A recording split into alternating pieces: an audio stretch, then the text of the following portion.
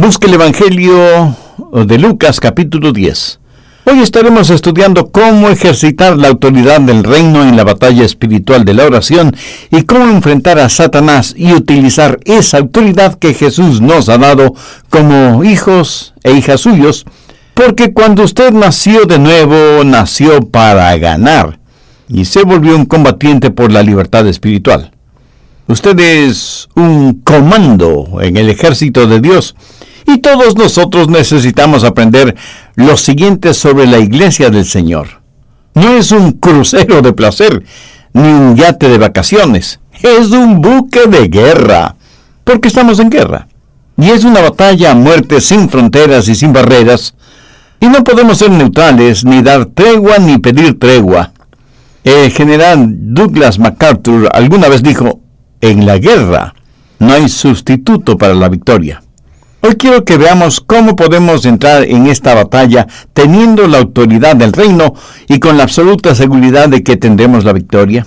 Bien, veamos Lucas 10, comenzando en el verso 17. Volvieron los 70 con gozo diciendo, Señor, aún los demonios se nos sujetan en tu nombre. Y les dijo, yo veía a Satanás caer del cielo como un rayo.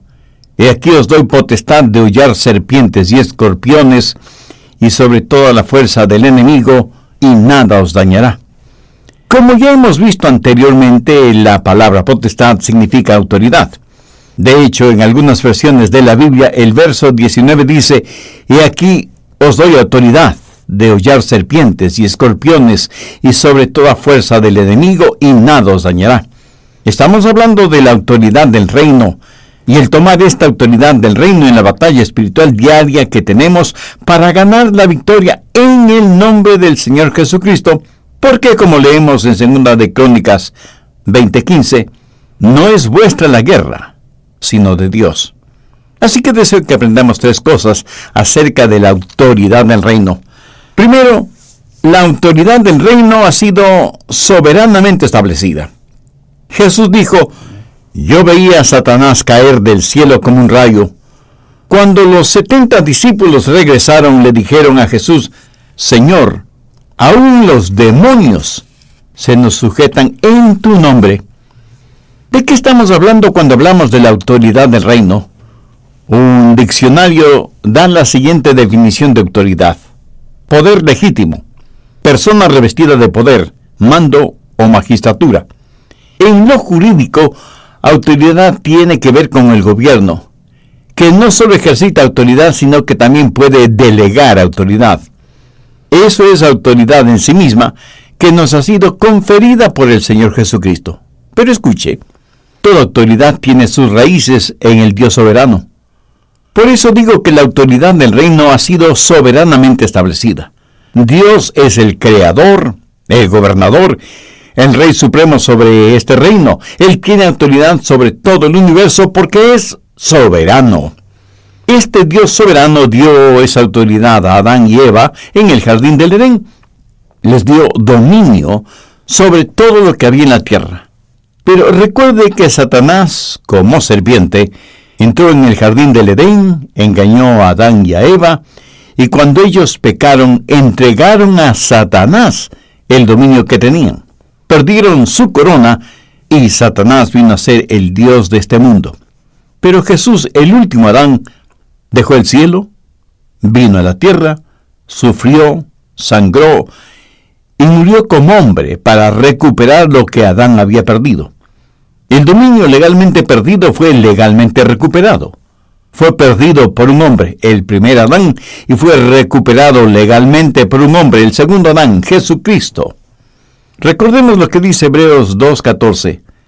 Así que por cuanto los hijos participaron de carne y sangre, él también participó de lo mismo, para destruir por medio de la muerte al que tenía el imperio de la muerte, esto es, al diablo. Usted y yo, mi amigo, somos carne y sangre. Somos hijas e hijos de Adán, por descendencia. Y Adán perdió, entregó su autoridad a Satanás en el jardín del Edén. Jesucristo vino y se encarnó, o sea, fue hecho carne y sangre, y murió para pagar la penalidad de nuestros pecados y recuperó el dominio perdido por Adán. Vea lo que dice 1 de Juan 3:8. Para esto apareció el Hijo de Dios, para deshacer las obras del diablo. Vamos por un momento a Colosenses 2, los versos del 13 al 15. Y a vosotros, estando muertos en pecados y en la incircuncisión de vuestra carne, os dio vida juntamente con él, perdonándoos todos los pecados, anulando el acta de los decretos que había contra nosotros, que nos era contraria, quitándola de en medio y clavándola en la cruz, y despojando a los principados y a las potestades, los exhibió públicamente, triunfando sobre ellos en la cruz. ¿Cómo esta autoridad del reino ha sido establecida soberanamente? Hay 3 clases de esclavitud de las cuales Jesús nos liberó cuando estuvo en la tierra. Primero, nos liberó de la esclavitud de la muerte espiritual. Ahora, si usted no es un creyente, usted está espiritualmente muerto. No es que está espiritualmente enfermo, sino muerto. Pero cuando Jesucristo vino a morar entre nosotros, nos dio vida por medio de su muerte y nos liberó de la esclavitud de la muerte espiritual. Pero no solo que nos liberó de esa esclavitud, sino que nos libró de la esclavitud de la enorme deuda que teníamos con Dios, producto de nuestros pecados. Verá, nuestro pecado es una deuda que debe ser pagada. Somos deudores a causa de nuestros pecados. ¿Qué es lo que Jesucristo hizo en la cruz? Jesús pagó esa deuda. Jesús la pagó total y completamente. Mire lo que dice Colosenses 2:14, anulando el acta de los decretos que había contra nosotros, que nos era contraria, quitándola de en medio y clavándola en la cruz. Mi amigo, quiero que entienda esto muy bien. Porque estuvimos en esclavitud de muerte espiritual, Él nos dio vida. Pero hay una deuda que debe ser pagada. En tiempos bíblicos, si un hombre era acusado de haber cometido un crimen, la acusación era presentada por escrito y entregada al juez. El acusado iba a juicio y, si se lo encontraba culpable, escribían lo que podríamos llamar un certificado de deuda. Ahora, suponga que ese hombre, habiendo sido encontrado culpable, es condenado a 10 años de prisión. Lo ponían en un calabozo en la prisión y pondrían ese certificado de deuda en la puerta de la celda.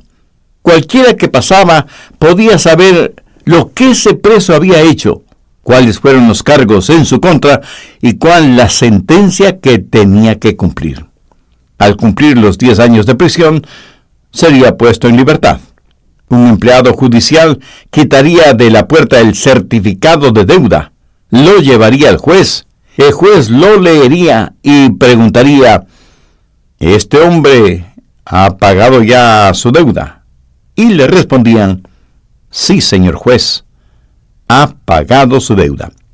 El juez entonces, con letras grandes, escribiría sobre ese certificado la palabra tetelestai, que quiere decir sentencia terminada, deuda pagada por completo. Entonces, le entregaban al hombre ese certificado, que era la única prueba de que había pagado su deuda. Ahora, si un hombre iba a ser crucificado, ellos tomarían ese certificado de deuda y lo clavarían en la cruz.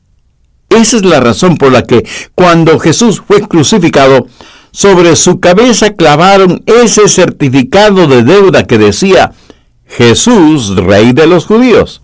O sea, habían encontrado a Jesús culpable de insurrección al decir que era Rey de los Judíos, y el castigo por insurrección era la muerte, y él tenía que pagar esa deuda. La Biblia dice que Jesús anuló el acta de los decretos que había contra nosotros, o sea, anuló nuestro certificado de deuda que era contrario a nosotros y lo clavó en la cruz. ¿Puede imaginarse al Dios del universo preocupándose por cada alma de cada ser humano, desde Adán hasta nuestros días, reuniendo todos nuestros pecados y poniéndolos sobre el Señor Jesucristo, y con Él clavándolas en la cruz? Y cuando Jesús murió, pagó por completo la deuda de nuestro pecado, tetelestai. pagado totalmente, con la preciosa sangre del mismo Hijo de Dios. ¿Para qué? Para que nosotros podamos ser libres. Esa deuda del pecado estaba contra nosotros. Y Satanás sigue siendo el acusador. Se acercará a usted y le dirá: no eres lo suficientemente bueno, no mereces ser salvo. Tus pecados nunca te serán perdonados. Y Satanás le acusará delante de Dios, diciéndole: tú dices que eres justo. Pues mira a Adrian Rogers. Es un pecador. Dios, si tú fueras realmente justo, lo mandarías al infierno. Y es en ese instante cuando mi abogado defensor se hace presente y dice: cierto, Adrián era un pecador, pero yo morí por sus pecados y con mi propia sangre escribí en su certificado de deuda: tetelestai, pagado por completo. Por eso, la próxima vez que Satanás se le acerque para acusarle, solo muéstrele su certificado de deuda que, con letras rojas, dice que su deuda ha sido cancelada por completo y para siempre. En Romanos 8:33, el apóstol Pablo escribió: ¿quién acusará a los escogidos de Dios? Dios es el que justifica. ¿Qué es lo que Jesús hizo cuando murió por nosotros? Nos liberó de la esclavitud de la muerte espiritual, nos liberó de la esclavitud de la deuda que teníamos que pagar y nos liberó de la esclavitud del dominio satánico. Veamos Colosenses 2:15. Y despojando a los principados y a las potestades, los exhibió públicamente, triunfando sobre ellos en la cruz.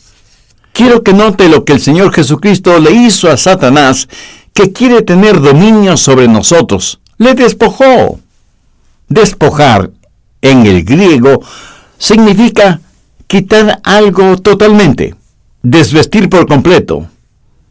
El cuadro es que ahí está Satanás con toda su arrogancia, exhibiendo todos sus diabólicos atributos.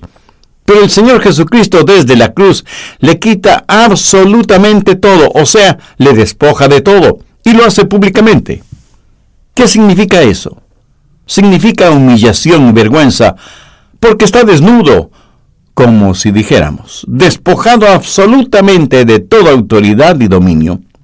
Jesús no solo pagó nuestra deuda, clavándola en la cruz, sino que invadió el oscuro reino de Satanás y le dijo: quedas despojado de toda autoridad y dominio. Serás avergonzado y sometido, y tu gobierno en el reino de las tinieblas no es más que un barco que se hunde. Mi amigo, Dios nos ha dado la autoridad del reino. La victoria no es nuestro destino final, sino nuestro punto de partida. Y aunque suene extraño lo que voy a decir, escúcheme atentamente. Nosotros no debemos orar por victoria, porque ya la tenemos. Estamos, o debemos estar, firmes en la victoria que ya tenemos en el Señor Jesucristo. Segundo, la autoridad del reino debe ser firmemente impuesta. A pesar de que Satanás ha sido despojado, avergonzado y sometido, él no renunciará a nadie ni a nada sin pelear. Por eso, él no quiere que usted entienda la autoridad que usted tiene en el Señor Jesucristo. ¿Qué es lo que Jesús les dijo a sus discípulos? Veamos Lucas 10:19. Y aquí os doy potestad, o sea, autoridad, de hollar serpientes y escorpiones. Ahora, esto no es para todo el mundo. Aquellos que rechazan al Señor Jesucristo todavía están en el oscuro reino de Satanás. Aquellos que no aceptan lo que Cristo hizo en la cruz por ellos, siguen teniendo a Satanás como su Dios. Por favor, busque 2 Corintios 4:4, en los cuales el Dios de este siglo cegó el entendimiento de los incrédulos. Si somos hijas e hijos de Dios, ya no pertenecemos a este mundo y por lo tanto, Satanás no es nuestro Dios. Hemos sido sacados del reino de las tinieblas al reino de luz de nuestro Señor Jesucristo. Vivimos en el reino de Dios y ahora tenemos la autoridad del reino.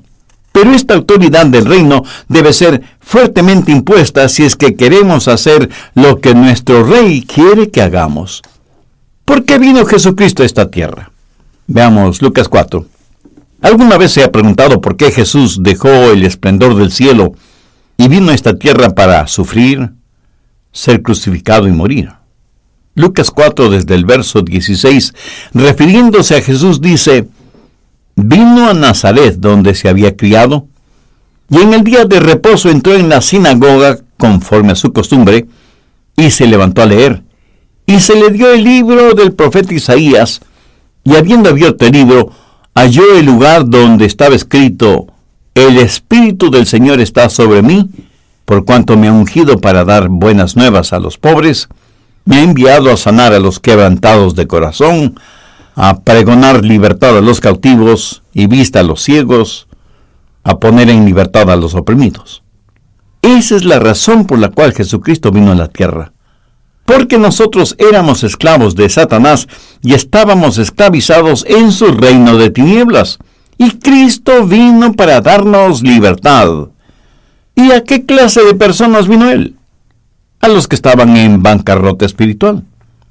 En esta porción bíblica la palabra pobre no significa alguien que no tiene lo suficiente.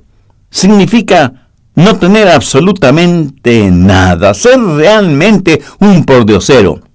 Y alguien pensará este momento: bueno, eso no se refiere a mí porque tengo unos ahorritos en el banco.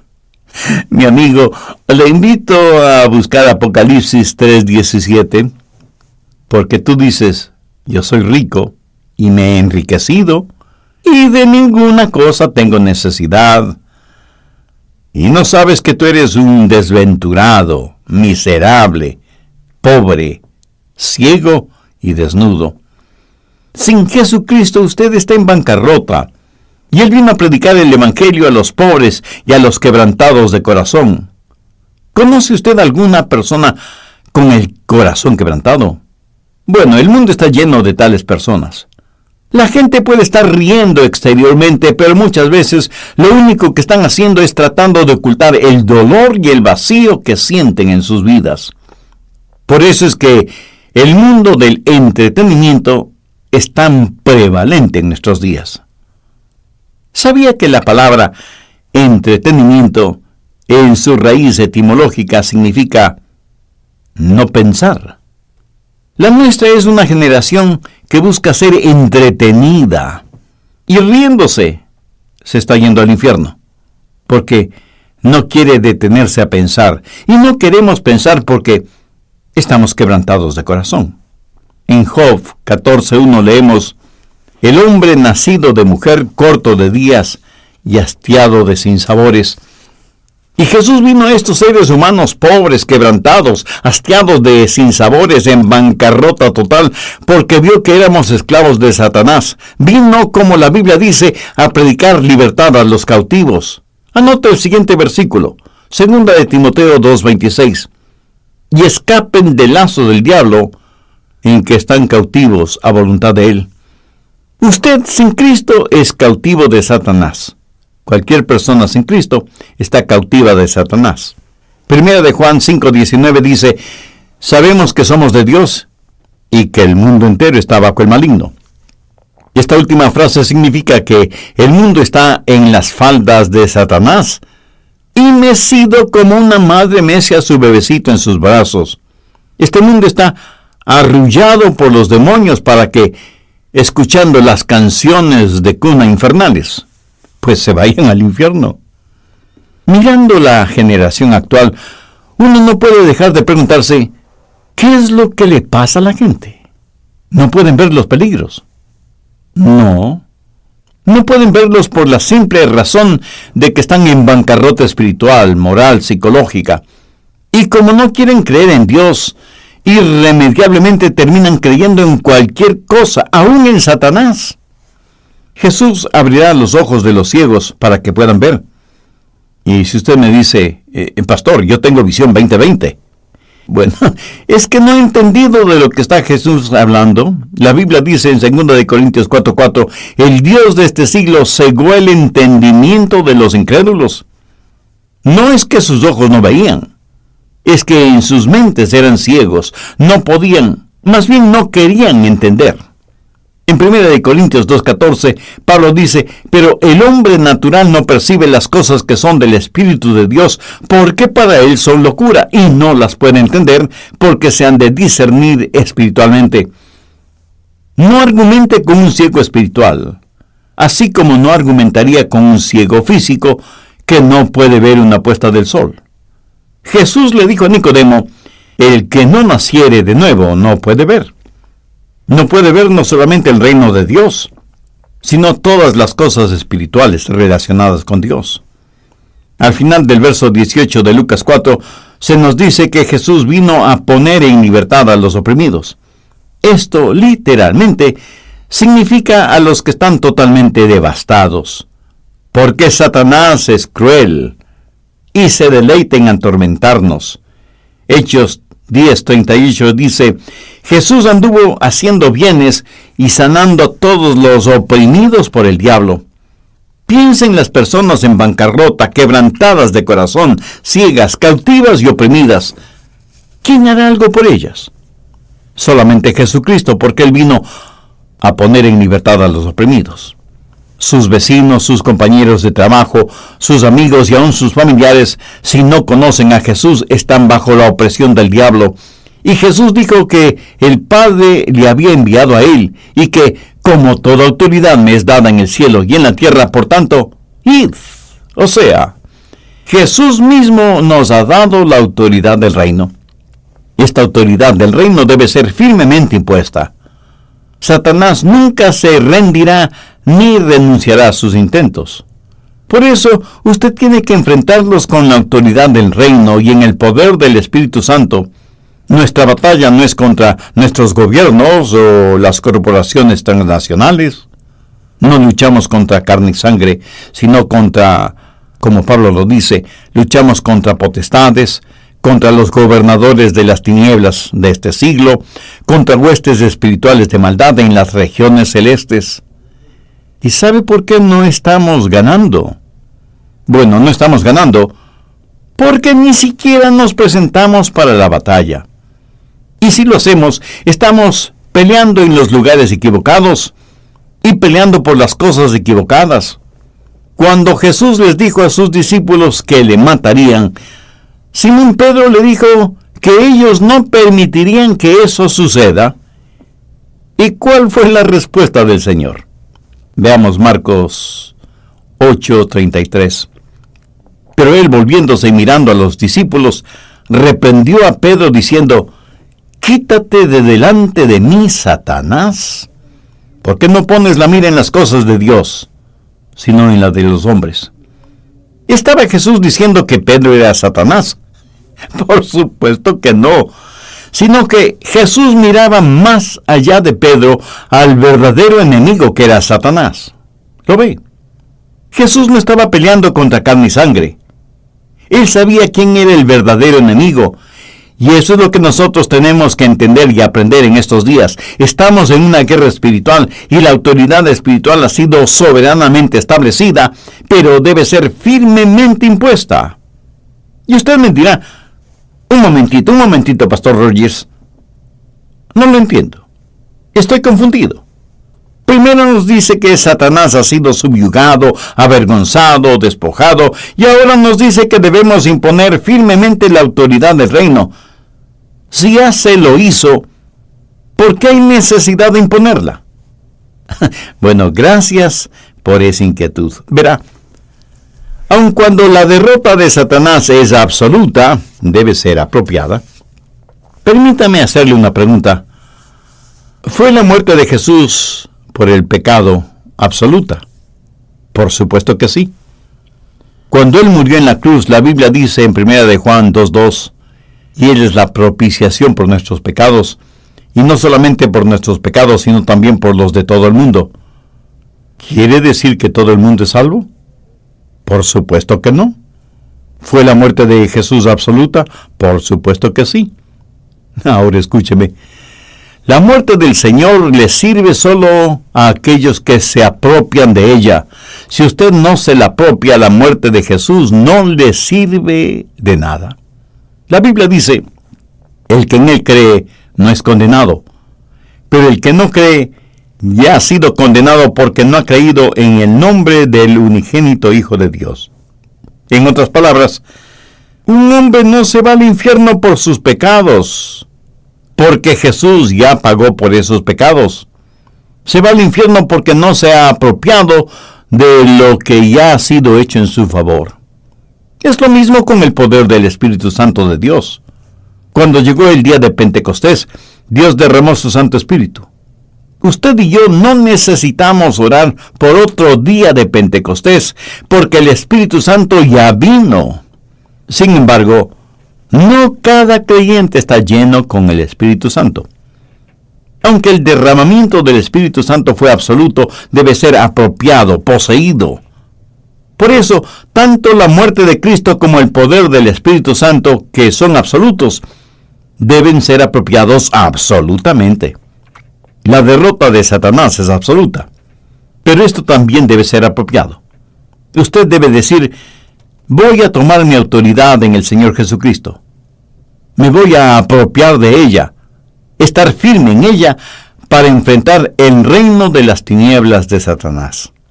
Así que esta autoridad del reino, primero, debe ser soberanamente establecida, segundo, debe ser firmemente implementada, y tercero, debe ser estratégicamente ejercitada. Esta autoridad del reino debe ser estratégicamente ejercitada por las personas adecuadas, quiero decir, por las personas que tienen un corazón puro. Permítame repetir lo que ya he mencionado varias veces.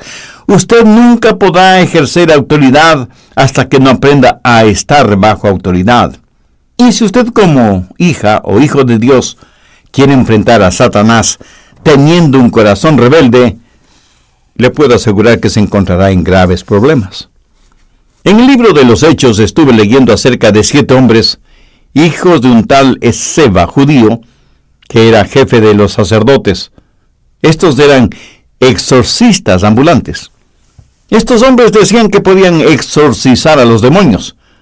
Y hubo un hombre poseído por el diablo, y los hijos de Esceva se acercaron a él diciendo: os conjuro por Jesús, el que predica Pablo.